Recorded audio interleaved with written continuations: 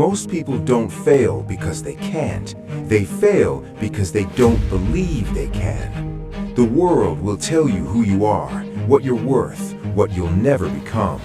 It will remind you of your past, your mistakes, your limits. And if you listen long enough, you'll start to believe it.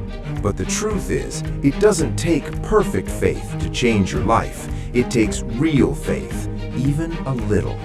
The Bible says faith can move mountains, not because the mountain is small, but because God is bigger.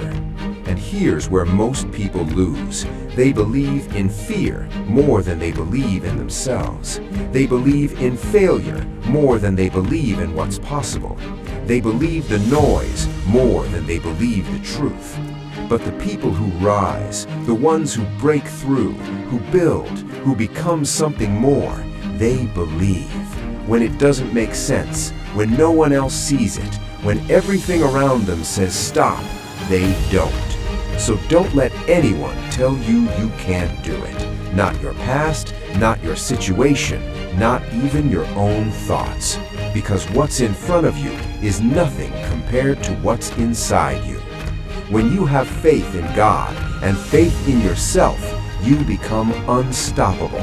Not because life gets easier, but because you stop backing down.